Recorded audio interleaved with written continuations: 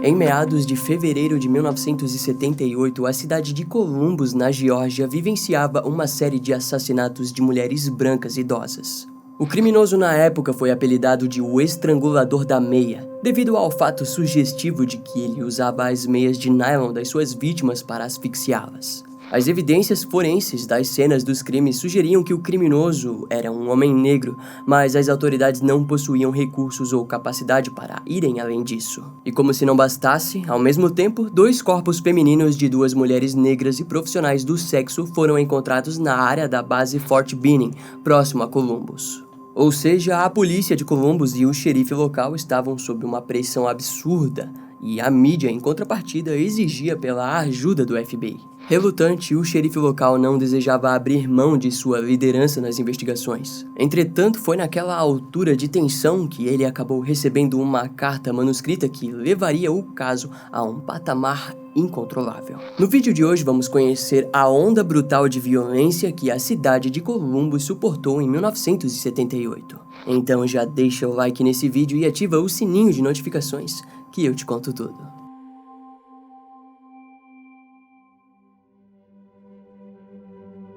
Prezado Senhor, somos uma organização composta por 7 membros. Escrevo esta carta para avisar que temos uma mulher de Columbus como refém. Seu nome é Gayle Jackson. Como aquele legista afirmou que o Estrangulador da Meia é negro, nós decidimos vir até aqui para tentar capturar ele ou pressionar você ainda mais. Agora vejo que mais pressão é necessária. Neste momento, Gayle Jackson ainda está viva. Se esse estrangulador não for capturado até 1º de junho de 1978, você encontrará o corpo de Gayle Jackson na estrada Winton. Se ele ainda não estiver preso em 1º de setembro de 1978, as vítimas vão dobrar. Você tem até domingo para responder. Não pense que estamos blefando. Nós somos as Forças do Mal, dizia a carta. Curiosamente, junto à carta havia uma observação que dizia para que as autoridades não se preocupassem com o fato de que a mensagem havia sido escrita em papel timbrado das Forças Armadas. Segundo o autor, qualquer um poderia conseguir uma folha daquela. Além do mais, as Forças do Mal exigiam o pagamento de $10.000 para que Gayle Jackson continuasse viva. Inicialmente, as autoridades ignoraram a carta, mas pouco tempo depois a repassou aos jornais com o objetivo de tirar a força que o autor desejava passar. Ao mesmo tempo, o xerife decidiu tirar alguns dos investigadores que trabalhavam no caso do Estrangulador da Meia para irem atrás da organização. Para aumentar ainda mais a tensão em cima da polícia de Columbus, um representante do exército do Fort Benning ligou para as autoridades para informar que um homem havia ligado para o complexo. Na ligação, ele disse que o sujeito afirmou que mataria Gayle Jackson, alegando que as autoridades não estavam fazendo nada para prender o estrangulador. Daquele modo, no dia 3 de abril de 1978, o Fort Benning recebeu uma segunda ligação que informava que o corpo de Gayle poderia ser encontrado a 100 metros da base. Os soldados foram fazer as buscas, incrédulos com aquilo, e, para surpresa deles, o corpo da mulher de 21 anos foi rapidamente visto e, ao seu lado, várias pegadas foram observadas.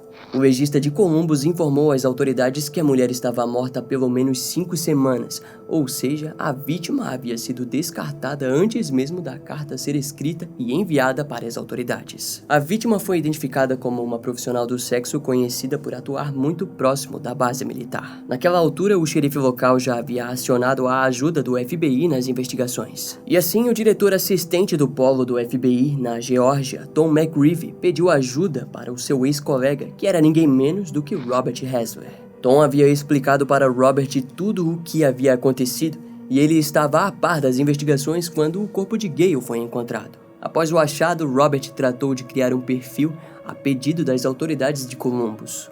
Robert explicou em seu livro Quem Luta contra Monstros que às vezes a melhor maneira de criar um perfil é através da vitimologia. Gayle Jackson era conhecida por ter, na maioria das vezes, clientes negros de Fort Benning e com frequência era vista nas ruas próximas do forte. Robert deduziu que, se sua vida fosse investigada mais a fundo, seria bem provável que o nome do assassino viesse a surgir. E por aquele mesmo motivo, o sujeito havia tentado manipular as investigações para o lado oposto, ou melhor para 7 homens brancos. No perfil, Robert teorizou que se tratava de um homem negro de 25 a 30 anos, militar do Fort Benning. Em uma segunda carta recebida pela polícia de Columbus, Robert percebeu que o autor se referia à distância geralmente em metros e não em milhas, como um americano civil normalmente falaria. Além de que a caligrafia sugeria nitidamente que o criminoso era um militar que não havia tido uma vida universitária e por esse motivo a sua patente no exército seria baixa.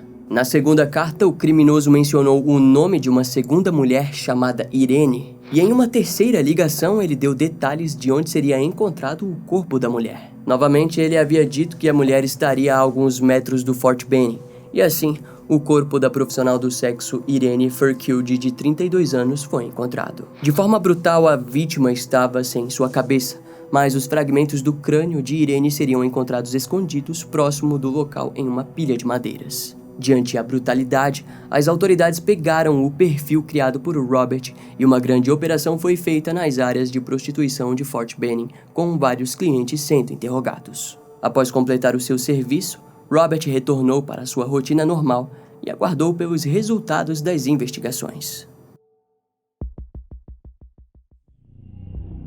Devido ao número alto de testemunhas, o suspeito principal foi rapidamente identificado. Se tratava de William Henry Hance, da unidade de artilharia do Fort Benning. Em seu interrogatório, os investigadores compararam a sua caligrafia com as cartas recebidas e as gravações das ligações foram postas para que William ouvisse. Confrontado com as diversas provas, ele acabou confessando que tudo aquilo era falso e que havia matado as 2 mulheres. Segundo William, no dia 28 de fevereiro de 1978, ele foi ao bar Sand Hill para simplesmente beber uma cerveja. No entanto, acabou sendo chamado pela sua conhecida Gayle Jackson, que ofereceu um serviço por $20. William aceitou e assim os dois foram até o seu veículo. Ele dirigiu por pelo menos 200 metros até um local que Gayle havia pedido para ele estacionar. William compartilhou que Gayle havia começado a tirar suas roupas quando uma raiva simplesmente tomou conta de si. Percebendo a agressividade do homem, ela tentou fugir, mas acabou sendo agarrada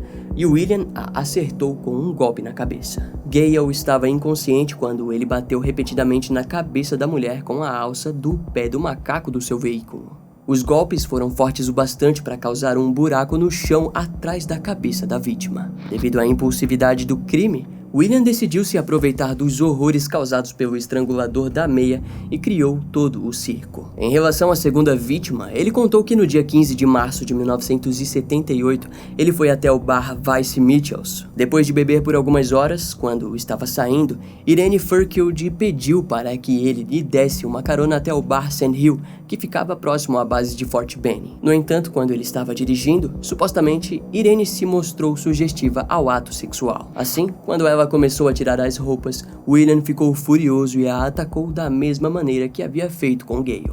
Aquele ataque, porém, havia sido ainda mais brutal, pois ele destruiu completamente o crânio de Irene a ponto de decapitá-la. Os detalhes deixaram os investigadores anestesiados, mas William ainda tinha mais a falar. Para surpresa de todos, ele confessou um terceiro assassinato ocorrido em 1977. O caso em questão era o do assassinato da soldado Karen Hickman, de 24 anos, uma mulher branca que era conhecida por se relacionar com outros soldados negros. Karen havia sido espancada e atropelada por um veículo e seu corpo foi encontrado completamente nu. Na época, o crime chocou o Fort Benning. Porém, o caso foi tratado como um crime isolado e as roupas da mulher só foram encontradas devido a uma ligação anônima. O caso permanecia arquivado desde então, mas William seria julgado pelo crime apenas pela corte marcial e não pelo tribunal civil. Mais tarde, ele também foi conectado ao assassinato de uma jovem negra próximo ao Fort Benjamin Harrison, em Indiana, onde William estava alocado nos anos anteriores. Essa vítima foi considerada a sua primeira, mas como não haviam provas que o conectassem ao crime, ele acabou não sendo acusado do assassinato. Com a prisão de William Henry Hance, as autoridades de Columbus acreditavam que também haviam prendido o estrangulador da meia. Porém, mesmo após a sua prisão, No dia 20 de abril de 1978, o corpo de Janet Coffer, de 61 anos, foi encontrado no mesmo padrão do assassino em série. Assim, o caso voltou a receber a atenção completa das autoridades de Columbus, mas a caçada se estendeu até 1983, quando foi observado que uma pistola havia sido roubada de uma das casas das vítimas do estrangulador. Mais tarde, eles conseguiram localizá-la na cidade de Kalamazoo, no Michigan, depois em outras cidades até que chegaram no Alabama. Lá, o homem que a portava se surpreendeu com as autoridades batendo em sua porta. Ele então afirmou que havia recebido a arma de seu sobrinho, Carlton Gary, residente de Columbus. Quando investigado, foi descoberto que a mãe de Carlton trabalhava de faxineira na maioria das casas das vítimas que o estrangulador da meia fez no decorrer do tempo. Também foi descoberto que Carlton havia sido preso em dezembro de 1978 depois de um assalto armado na cidade de Gaffney, na Carolina do Sul. Na época, ele foi condenado a 21 anos de prisão por assalto à mão armada. Porém, em março de 1983, ele conseguiu escapar e permaneceu um ano foragido, até ser preso e acusado de uma série de assassinatos atribuídos ao estrangulador. No passado, Carlton havia fugido da prisão, cerrando as barras de sua cela e conseguiu retornar para Columbus em agosto de 1977. Seus crimes como o estrangulador se deram início um mês depois, no mesmo mês que William Hance havia matado a sua primeira vítima. Carlton violentou, espancou e estrangulou a idosa Ferne Jackson, de 60 anos, com sua própria meia de nylon no distrito de Winton. Alguns dias depois, ele matou Jean Dimenstein, de 71 anos, Florence Shable, de 89 anos e Martha Trumond, de 69 anos, todas em outubro.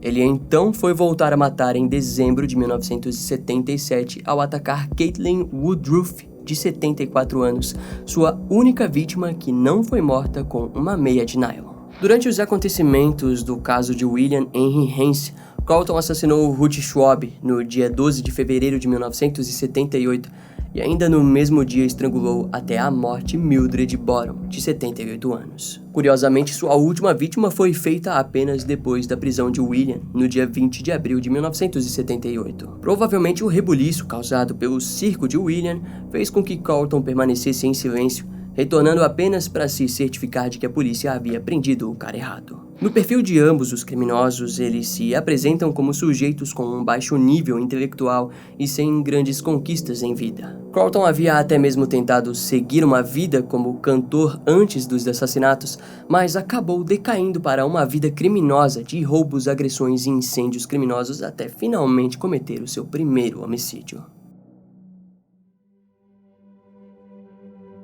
Em 1984, o Tribunal de Columbus acusou William Henry Hance do assassinato de Gayle Jackson, da qual ele se declarou inocente. No julgamento foi dito que o criminoso possuía um QI de 75 pontos, o que classifica como dotado de um funcionamento intelectual limítrofe. Mas aquilo não convenceu o júri, que o condenou à morte em uma votação unânime. No caso do assassinato de Irene Firkeld, a corte marcial o condenou à prisão perpétua, mas mais tarde anulou a sentença. Depois de vários anos no corredor da morte, no ano de 1994, vários problemas vieram à tona sobre o julgamento de William, diante um recurso da defesa do criminoso que trouxe questões de preconceito racial por parte do júri. No recurso, uma das juradas brancas, Patricia Lemay, relatou que na época do julgamento, vários jurados fizeram comentários racistas durante a deliberação. Comentários como, entre aspas, será apenas mais um negro arrependido que ninguém sentiria falta, e se executado será um negro a menos para procriar. Além do mais, em todo o júri havia apenas uma mulher negra,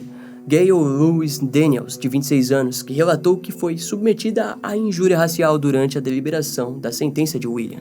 Gayle disse que durante o julgamento ela teve medo de informar ao tribunal o que havia acontecido dentro da sala do júri, além de relatar que não havia votado na pena de morte, alegando que o chefe do júri mentiu sobre a votação unânime da sentença, principalmente porque os outros jurados a informaram que ela poderia ser acusada de perjúrio. Entre aspas, eu me sinto terrível, como se eu tivesse a chance de salvar uma vida e não a salvasse, disse ela em 1994. Na época, os jornais criticaram fortemente o estado da Geórgia, afirmando que os direitos civis de William Henry Hance haviam sido violados e que ele foi vítima de racismo e conveniência política. Porém, ao fim, a Suprema Corte decidiu que o recurso não seria aceito.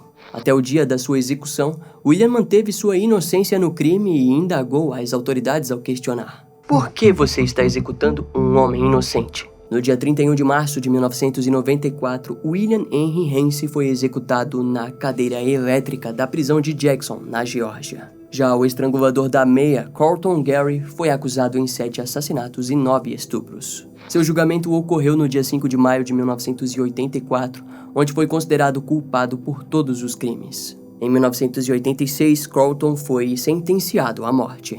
Anos mais tarde, em 2007, ele foi conectado através de DNA na agressão sexual e assassinato de Marion Fisher, de 40 anos, morta em 1975. Contudo, o promotor do condado de Onondaga, de Nova York, se recusou a acusá-lo pelo crime, alegando que extraditá-lo representaria um risco de fuga. No fim, no dia 15 de março de 2018, Carlton Gary foi executado por injeção letal na Geórgia. Agora, voltando para meados dos anos em que ambos os criminosos foram presos, uma carta de agradecimento da polícia de Columbus foi enviada para o FBI, que dizia o seguinte: os dados do perfil estavam corretos em todos os sentidos. Em seguida, a polícia de Columbus agradeceu principalmente Robert Hasler pelo perfil criado e pelos recursos oferecidos pelo FBI. O vídeo de hoje foi apenas mais um tipo de homenagem à técnica de perfilamento e aos estudos que essa técnica exige. Além de que achamos importante também trazer à tona problemas sérios como o racismo, que não é visto apenas em casos dos Estados Unidos,